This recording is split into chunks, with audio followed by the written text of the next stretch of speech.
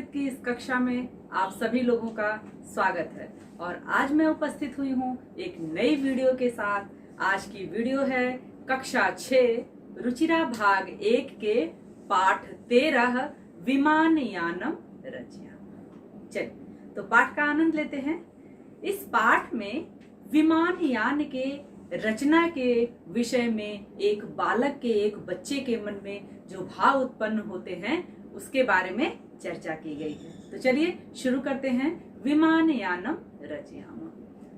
राघव माधव सीते ललिते विमानयानम रचयाम। नीले गगने विपुले विमले वायु विहारम करवाम।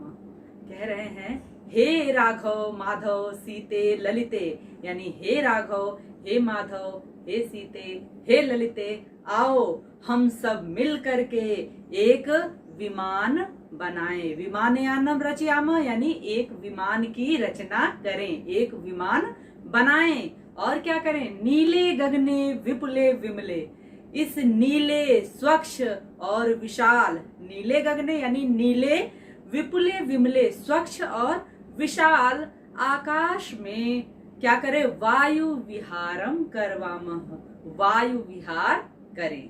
तो एक बच्चा है जो कि अपने मित्रों को आमंत्रित करता है, हे राघव माधव सीता ललिता, आओ हम सब मिल करके एक विमान की रचना करें, एक विमान बनाएं और नीले स्वच्छ और विशाल आकाश में वायु विहार करें, अर्थात आकाश में यात्रा करें।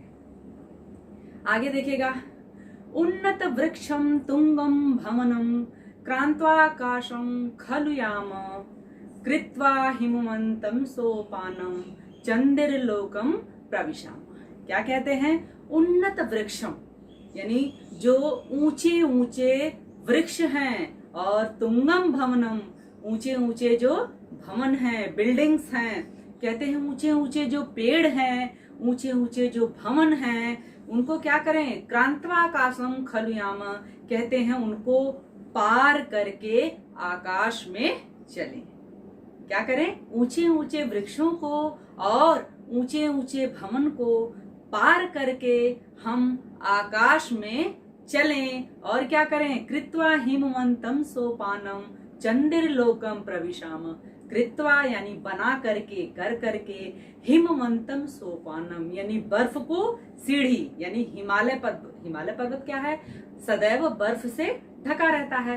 तो हिमवंत यानी हिमालय पर्वत को, यानी बर्फ को हम सीढ़ी बना लें, हिमालय को सीढ़ी बना करके और कहाँ प्रवेश करें? तो कहते हैं चंद्रलोकम प्रविशाम, चंद्रलोक में प्रवेश करें। एक बच्चे के मन की कल्पना है, वो क्या कह रहा है कि हम बर्फ को सीढ़ी बना करके और उसका प्रयोग करके उसके माध्यम से चंद्रलोक में प्रवेश करें। चलिए आगे बढ़िए।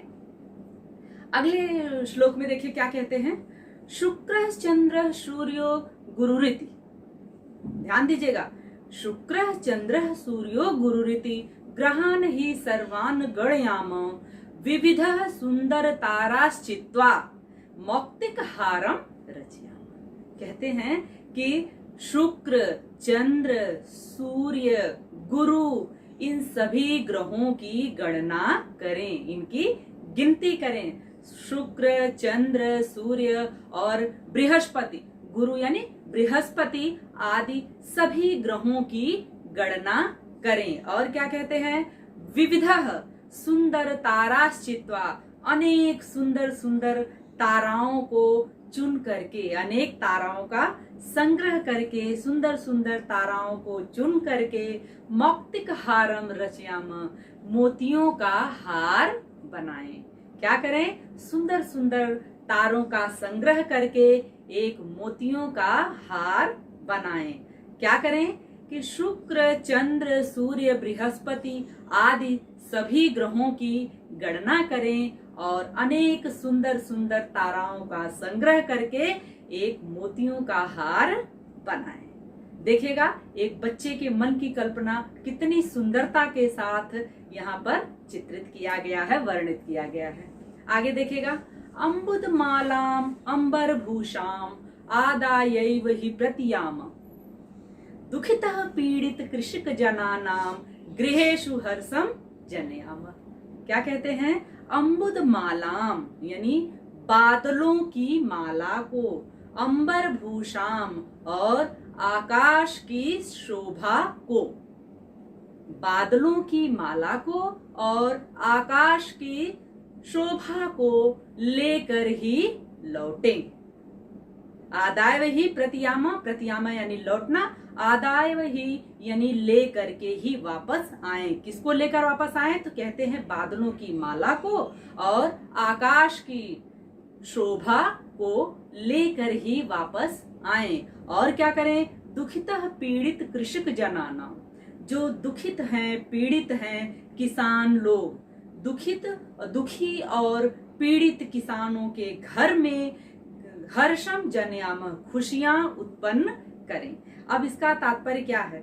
किसान क्या चाहता है कि बादल बरसे ताकि उसकी फसल अच्छी हो। तो क्या कहते हैं इसीलिए कि बादलों की माला को और आकाश की शोभा को वापस लेकर के हम आए, जिससे किसान लोग प्रसन्न हो जाएं, उनका दुख दूर हो जाए, यानी उनके घरों में खुशियां आ जाएं।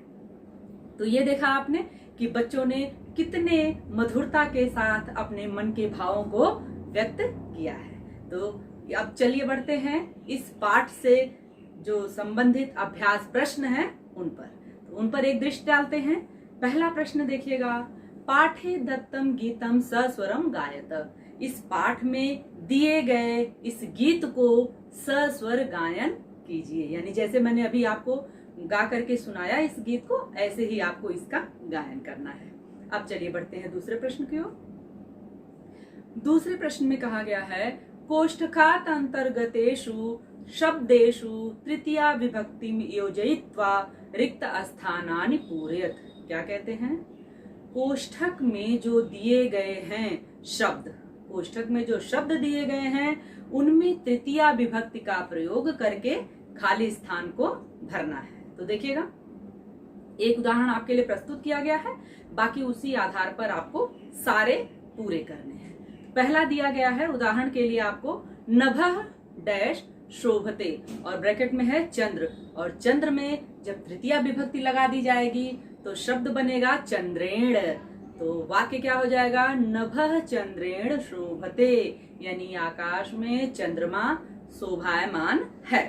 दूसरा देखिएगा, सा विमलेन जलेन मुखम प्रक्षालयति, यानी यहाँ विमल कोष्ठक में है तो विमल का तृतीया विभक्ति हो गया विमलेन। तो वह विमल यानी स्वच्छ जल से, साफ जल से मुखम प्रक्षालयति, मुख को धुलता है। अगला देखिएगा, राघवः विमानयानेन विहरति। विमानयान कोष्ठक में है और इसी का तृतीया विभक्ति लग गया है तो यहाँ पर विमानयानेन हो गया है। तो कौन? राघव विमानयान से विहार करता है। कंठ मौक्तिक हारेण शोभते। मौक्तिक हार कोष्ठक में शब्द है और जिसका तृतीया विभक्ति का रूप हो गया है मौक्तिक हारेण। तो कंठ में यानी गले में मौक्तिक हारेण शोभतः, मोतियों की माला सुशोभित हो रही है। नभः सूर्येण प्रकाशते।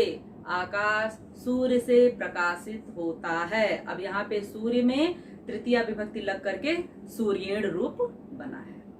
पर्वत शिखरम अम्बुद मालया आकर्षकम दृश्यते। अम्बुद माला शब्द का तृतीया विभक्ति में रूप बना है अम्बुद मालया। तो पर्वत की चोटी जो है वह बादलों की माला से आकर्षकम दृश्यते यानी सुंदर दिखाई देती है। चलिए तीसरे प्रश्न की ओर बढ़ते हैं। तीसरा प्रश्न देखिएगा, भिन्न वर्गस्य पदम चिनुत।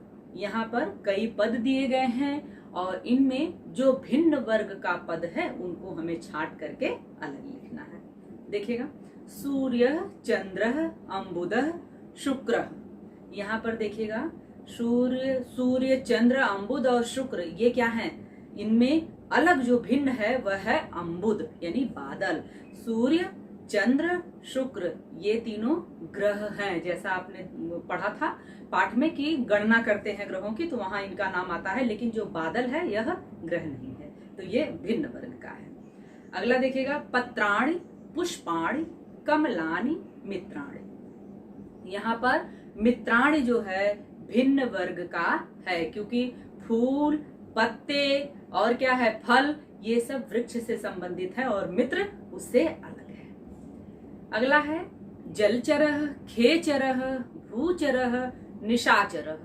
यहाँ पर निशाचरः जो पद है वह बाकी तीनों से भिन्न है।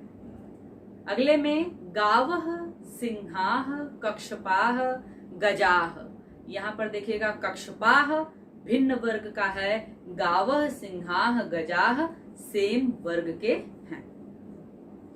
मयूराः, चटकाः, शुकाः, मंडूकाः। इन चारों में से मंडूकाः जो है यानी मेढक, यह भिन्न वर्ग का है, जबकि मोर, चटका यानी चिड़िया, शुका पक्षी, ये सब पक्षियों के वर्ग में है। मंडूक यानी मेढक उससे भिन्न है। अगला है, अगले में पुस्तकालय, श्यामपटः, प्राचार्यः, शौचिकः। यहाँ पर शौचिकः यानी दर्जी शब्द इन तीनों से भिन्न है, और ये तीनों चीज जो है वो विद्यालय से संबंधित है। पुस्तकालय, श्यामपट, प्राचार्य, ये सब विद्यालय से संबंधित है, लेकिन शौचिकः भिन्न वर्ग का है, तो यहाँ पर शौचिकः भिन्न वर्ग का पद आ जाएगा। और अंतिम है लेखनी, पुस्तिका, अध्यापिका, अजा। यहाँ पर अजा शब्द जो है यह भिन्न वर्ग का है। लेखनी, पुस्तिका, अध्यापिका यह भी विद्यालय से संबंधित चीजें हैं। चलिए बढ़ते हैं चौथे प्रश्न की ओर। चौथे प्रश्न में देखिएगा, प्रश्नानाम उत्तराणि लिखतः। इन प्रश्नों का उत्तर लिखना है, यानी प्रश्नों को ध्यान से पढ़ना है और उसका उत्तर लिखना है। के वायुयानम रचयन्ति। कौन वायुयान की रचना करता है? उत्तर होगा राघवः, माधवः, सीता, ललिता च वायुयानम रचयन्ति। यानी ये लोग मिलकर के वायुयान की रचना करते हैं। अगला प्रश्न है, वायुयानम कम कम क्रांता उपरि गच्छति। वायुयान किस किस को पार करके ऊपर जाता है? तो वायुयानम उन्नत वृक्षम यानी ऊंचे वृक्षों को, तुंगम भवनम यानी जो ऊंचे ऊंचे भवन हैं, च क्रांत्वा उनको पार करके ऊपर गच्छति ऊपर जाता है। अगला प्रश्न है, वयम कीदृशम सोपानम रचयामः। हमें किस तरह की सीढ़ियां बनानी चाहिए, हम बनाएंगे तो क्या कहते हैं, वयम हिमवंतम सोपानम रचयामः, यानी हम बर्फ की जो चोटियां हैं, बर्फ हैं, उसको सीढ़ी बनाएंगे। वयम कस्मिन लोके प्रविशामः। हम किस लोक में प्रवेश करेंगे? तो वयम चंद्र लोके प्रविशामः। हम चंद्र लोक में प्रवेश करेंगे। अगला है प्रश्न, आकाशे काह चित्वा मौक्तिकहारम रचयामः। आकाश से क्या चुन करके मोतियों की माला बनानी है? तो आकाशे विविधाः सुंदर ताराः चित्वा मौक्तिकहारम रचयामः। यानी आकाश से अनेकों सुंदर सुंदर ताराओं को चुन करके उनका संग्रह करके हम हार बनाएंगे। केशाम गृहेषु हर्षम जनयामः। किसके घर में खुशियां लानी है? तो दुखितः पीड़ित कृषक जनानाम गृहेषु हर्षम जनयामः। दुखित और पीड़ित किसानों के घर में खुशियां ले आनी है, खुशहाली लानी है। अब देखिएगा पांचवा प्रश्न, यहाँ पर विलोम पदानि योजयत, यानी विलोम पदों को मिलाना है।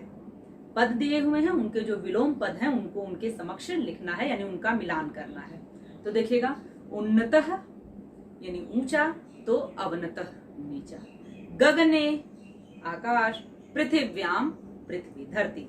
सुंदरः सुंदर, असुंदरः असुंदर। चित्वा उसका होगा विकीर्य। दुखी सुखी, हर्षः शोकः। तो ये इनका उचित मिलान हो गया। अब बढ़ते हैं छठे प्रश्न की ओर। छठा प्रश्न है, समुचितैः पदैः रिक्त स्थानानि पूरयत। यहाँ पर आप लोगों के लिए कुछ पद दिए गए हैं और निर्देश हैं कि किस विभक्ति में, यानी प्रथमा, द्वितीया, तृतीया से लेकर के संबोधन तक के आपको यहाँ पदों को दिया गया है, यानी रूप दिए गए हैं भिन्न भिन्न आपको, एक वचन, द्विवचन और बहुवचन में। यहाँ पर जो खाली स्थान है उसको आपको उचित विभक्ति और वचन के साथ भरना है। तो पहले देखिएगा, भानु, भानु, भानवः, ऐसे प्रथमा विभक्ति में। द्वितीया विभक्ति में होगा गुरुं, गुरु, गुरून्। तृतीया विभक्ति होगा पशुना, पशुभ्याम, पशुभिः। चतुर्थी विभक्ति में होगा साधवे, साधुभ्याम, साधुभ्यः। पंचमी में होगा वटोः, वटुभ्याम, वटुभ्यः।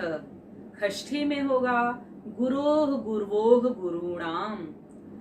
सप्तमी में होगा शिशौ, शिशवोः, शिशुषु। और संबोधन में होगा हे विष्णोः, हे विष्णु, हे विष्णवः। तो ये आपने देखा कि उचित पदों से रिक्त स्थान की पूर्ति की गई। अब बढ़ते हैं 7वें प्रश्न की ओर। 7वां प्रश्न है पर्याय पदानि योजयत, यानी पर्याय जो शब्द हैं, पर्यायवाची जो शब्द हैं उनको मिलाना है। तो देखिएगा, गगने आकाशे, विमले निर्मले, चंद्रः निशाकरः, सूर्यः दिवाकरः, अम्बुदः जलदः। ये था इनका सही पर्याय और इसके साथ ही अभ्यास के सभी प्रश्न यहाँ पूरे हो जाते हैं। उम्मीद करती हूँ कि पाठ से संबंधित आपके मन में कोई भी प्रश्न नहीं होगा, लेकिन यदि आपके मन में कोई प्रश्न है तो आप कमेंट बॉक्स में अवश्य पूछ लीजिएगा।